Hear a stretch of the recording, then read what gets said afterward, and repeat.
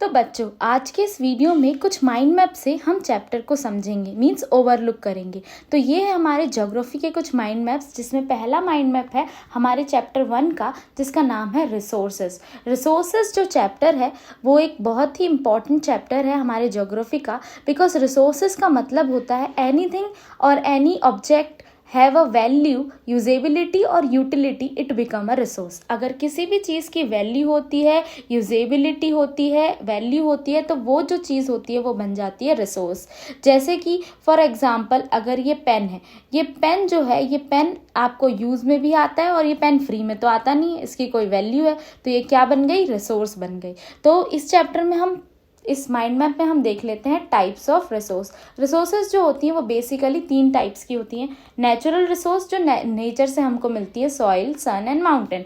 Human made resource जो हम बनाते हैं, car, road and table. And human as a resource, जैसे कि एक पर्सन है, एक पर्सन के पास अगर एक अच्छी एजुकेशन है, नॉलेज है, स्किल है और परफेक्ट हेल्थ भी है, तो उसे एक अच्छी सी जॉब मिलेगी, मीन्स उसकी वैल्यू होगी और उस पर्सन का यूज़ होगा, उस जॉब में वो कुछ ना कुछ काम करता होगा, इसलिए वो ह्यूमन भी एक क्या है?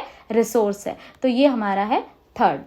3 टाइप की हमारी जो है रिसोर्सेज होती हैं। नेचुरल रिसोर्सेज 2 और पार्ट में बटी हुई हैं। रिन्यूएबल, जो कुछ समय बाद रिन्यू हो जाए, यूज़ करने के बाद रिन्यू हो जाए, ख़त्म ना हो, वो है वाटर, प्लांट और सॉइल।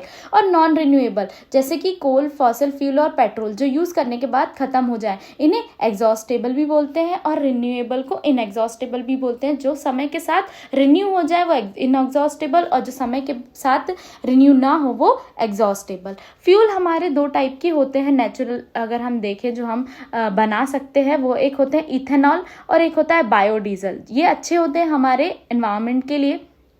जैसे ये पोटैटो, स्टार्च और शुगर से बनता है, वैसे ही बायोडीजल जो है वो वेजिटेबल ऑयल और एनिमल फैट से बनता है। ओके, तो ये हमारे चैप्टर का ओवरलुक था इस माइंड मैप की हेल्प से। चलिए सेकंड माइंड मैप देख लेते हैं। ये है हमारा second mind map with second chapter, land, soil and water resources. Okay, so factor affecting the formation of soil. ऐसे कौन कौन से फैक्टर हैं जिनसे सॉइल बनता है? तो रिलीफ मैटर करता है कि सॉइल जो है वो कैसा होगा। रिलीफ मीन्स कि उसकी ऊंचाई, स्लोप और एल्टीट्यूड मैटर करता है, उसकी ऊंचाई और उसकी ढलान से मैटर करता है कि सॉइल कैसा होगा। Humus, remain of plant and animal, humus जो है वो भी, उससे भी डिपेंड करता है कि सॉइल कैसा होगा। थर्ड, एजेंट ऑफ इरोजन, जैसे विंड, वाटर, इन सब चीज़ों से भी सॉइल का फॉर्मेशन मैटर करता है। फोर्थ, टाइम, जितना ज़्यादा लंबा समय लगेगा उतनी थिक सॉइल बनेगी। फिफ्थ, क्लाइमेट, जैसा क्लाइमेट उस हिसाब से वेदरिंग होगी और उस हिसाब से सॉइल फॉर्म्ड होगा। एंड सिक्स, पेरेंट रॉक, जैसा पेरेंट रॉक होगा वैसा ही कलर, टेक्सचर और कंटेंट सॉइल को मिलेगा। तो ये थे factor affecting formation of soil, land, soil and water resources से।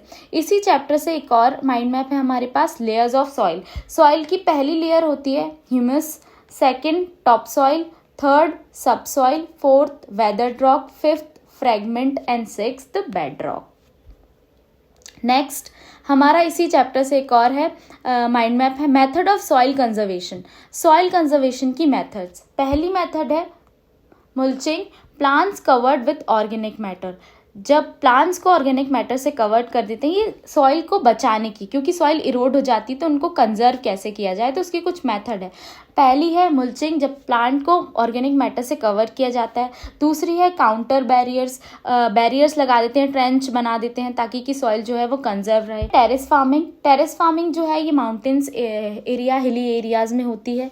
फोर्थ है हमारी इंटरक्रॉपिंग, एक ही रो में, मतलब रो अलग अलग रो में एक साथ 2 क्रॉप लगाते हैं, 2 या 2 से ज़्यादा क्रॉप लगाते हैं, वो इंटरक्रॉपिंग होती है। ये सारी मेथड्स जो हैं ये हमारे सॉइल को कंजर्व करने में हेल्प करती हैं। फोर्थ है काउंटर प्लोइंग जो होती है वो natural contours of hill slope, ये भी हिली एरियाज में यूज होते हैं। Rock dam, rock are piled up, rocks वगैरह को एक साथ रख दिया जाता है एक के ऊपर एक ताकि कि ये सॉइल कंजर्वेशन में हेल्प करे। देन सिक्स्थ है हमारा shelter belt. Coastal and desert region में हम ये यूज करते हैं shelter belt. Row of tree की बड़ी बड़ी रो।